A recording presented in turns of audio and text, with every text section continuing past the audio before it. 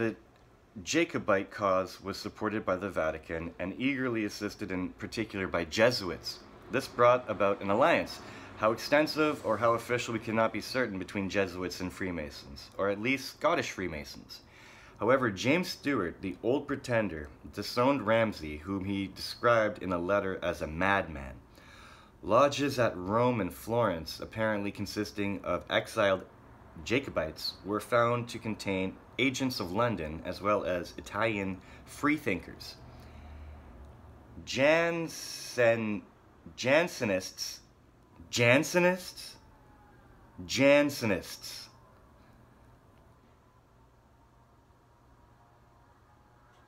Lodges at Rome and Florence, apparently consisting of exiled Jacobites, were found to contain agents of London as well as Italian freethinker, Jansenists, and some morally disreputable characters. In 1738, Pope Clement XII issued a bull that forbade Catholics to join or support Freemasonry. See, Catholics is different. On pain of excommunication. So yeah, Catholics, it's a Protestant thing. Anyway, the main argument he employed was that Masons must have something to hide, because they were bound to keep secrets, even from the church. You can't be trusted if you got to keep secrets. Who is this guy? In 1738, Pope Clement XII issued a bull that forbade Catholics to join or support Freemasonry on pain of excommunication. The main argument he employed was that Masons must have something to hide because they are bound to keep secrets even from the church. If they were not doing evil, he wrote, they would not have so great a hatred of the light. He drew the conclusion that they were depraved and perverted, dangerous to the well-being of souls, and consequently most suspect of heresy. Other phrases in the bull, however, were in a more mundane tone.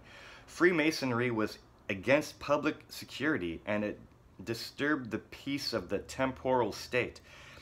There was a reference to other just and reasonable motives known to us. Since the popes at that period seem to have been more concerned with earthly than with spiritual authority, there are reasons for thinking that the bull was primarily a political move. It was an open question whether it was intended to apply universally. Cardinal Corsini, one of its chief sponsors, informed the Grand Duke of Tuscany that Freemasonry was formed in England as an amusement or decent diversion, but has degenerated in Italy and has become a school of ungodliness.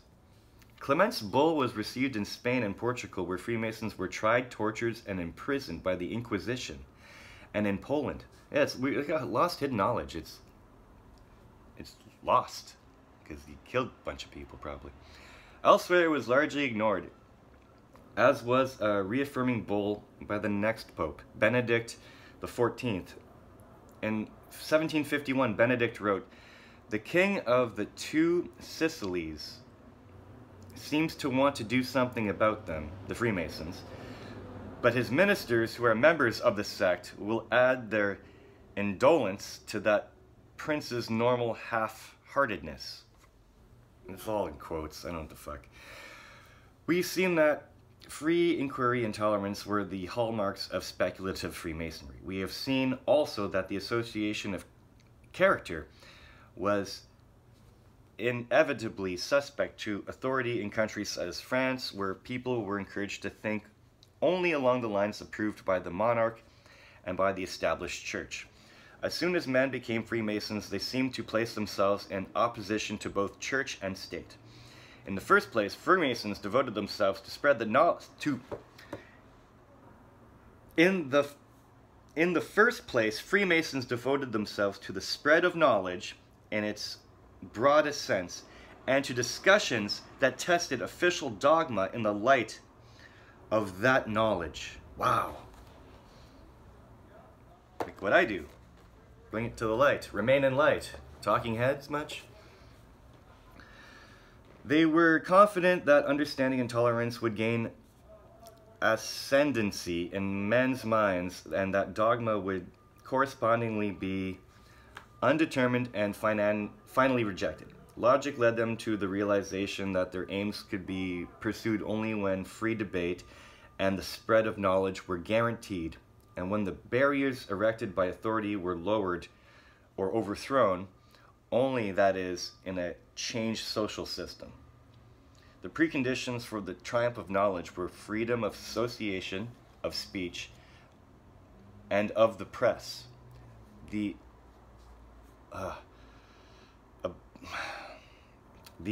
abolition of censorship by the state or church, freedom of worship, the rule of law in society, though not in the realm of ideas, freedom from arbitrary arrest and imprisonment without trial, the right for every man to choose his type of employment and place of residence. Yeah, you can choose where to live and how to get to work. Nice. Which meant that the abolition of feudal serfdom and a government whose power was controlled by public opinion and subject to representative parliament. All this amounted to a program for fundamental change and to demands that authority would not concede unless it was forced to. Consequently, even if Freemasonry as an institution and the lodges as organized groups remained neutral in politics, Masons as individuals were bound to take up the position of reformers, and in the case of need, of revolutionaries. Consequently, even if Freemasonry as an institution and the lodges as a group of Consequently, even if Freemasonry as an institution and the lodges as organized groups remained neutral in politics, Masons as individuals were bound to take up the position of reformers, and in the case of need, revolutionaries. So you say you want a revolution. Well, you know. Anyways, the political battle was to come later. The first offensive was launched in the sector of knowledge, of enlightenment, to use the term adopted by those committed to it. As the outcome of an abortive plan to translate Chambers' encyclopedia into French, the scheme of a French encyclopedia was set on foot under the editorship of Denis Diderot. Diderot was a rationalist in philosophical outlook, a radical in politics and in religion, a deist, and an opponent of the church. He was also a Freemason, and so were a number of his celebrated colleagues in the task. Though in several cases the fact is doubtful. Diderot wrote large sections of the encyclopedia himself, and others were contributed by the men who are called the philosophers of the Enlightenment: Voltaire, Rousseau, Montesquieu, de Lubac, and d'Alembert.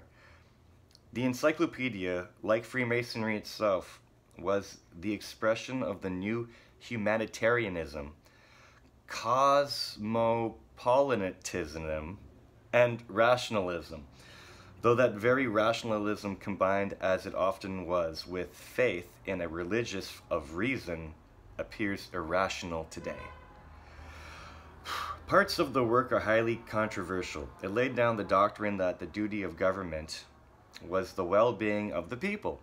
It challenged all beliefs that could not be justified by human reason. It also cast doubt by historical method and on certain Christian teachings and traditions. From 1751, when the first of the 28 volumes appeared, the encyclopedia was itself a battlefield. It was banned both by the Royal Council and by the clergy. Copies were seized. Diderot and others concerned were imprisoned, and at one period the printers sabotaged it by cutting sections out and burning the manuscript. But the encyclopedia, sold sometimes openly and sometimes secretly, had enormous influence on thinking people.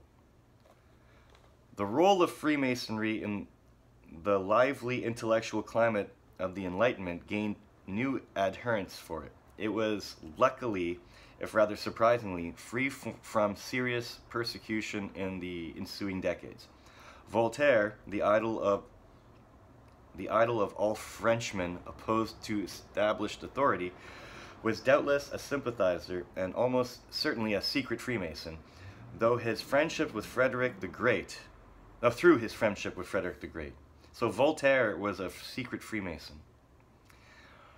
It was not in France, however, but in America that the ideas of the Enlightenment were first translated into action and made the foundation for a system of government, as the Declaration of Independence and the Constitution clearly show. From 1730 onward, Masonic lodges have been formed in several American towns, but they were politically neutral in the English tradition. Outstanding individuals, however, make a definite link between Freemasonry, the new political ideas, and the struggle for independence. Benjamin Franklin, whose American Philosophical Society upheld the rationalist outlook, became a Freemason in 1731 and was soon Grand Master of Pennsylvania. Other famous American Freemasons of the period include George Washington, who was the charter master of the Alexandria Lodge, Alexander Hamilton, and such revolutionary heroes as Paul Revere and Admiral John Paul Jones. Lafayette, also a Freemason, provide an added link with the France of the Enlightenment. With the France of the Enlightenment? So it says. At this time, some reformers and Freemasons in Europe had the idea of organizing a selectively recruited body to spread knowledge and to serve the cause of freedom. Mirabeau, who may or may not have been a Freemason, put on paper a scheme for such an intimate association to be modeled organization on paper. No, sorry. Fuck me. I'm just...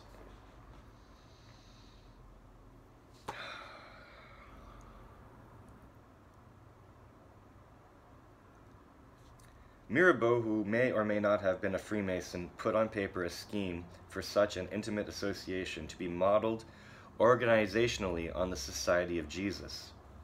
We have quite contrary views, he wrote, those of enlightening men, of making them free and happy, but who should prevent us doing... Fuck.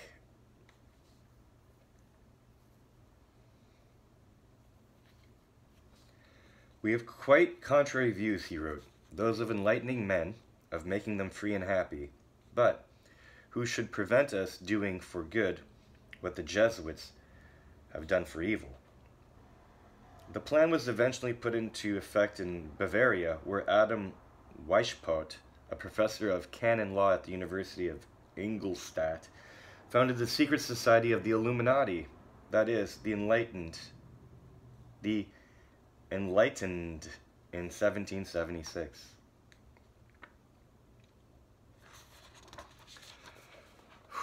That was hard. Its aims, the Foundation members decided, were to make the perfecting of the reasoning powers interesting to mankind, to spread the knowledge of sentiments both humane and social, to check wicked inclinations, to stand up for suffering and oppressed virtue, to facilitate an acquirement of knowledge and science. His own writings opened wider perspectives. Princes and nations, he forecast, will disappear without violence from the earth. The human race will become one family, and the world the abode of reasonable men. Mortality alone will bring about this change. Imperceptibly? I can't read right now. Can't see. And he asked, why should it be impossible that the human race should attain its highest perfection? The capacity to guide itself.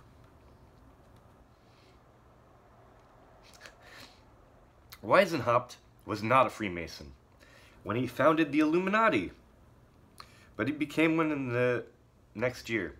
His conscious plan was to infiltrate and, where possible, to dominate the lodges in order to select the enlightened from among the more promising Freemasons.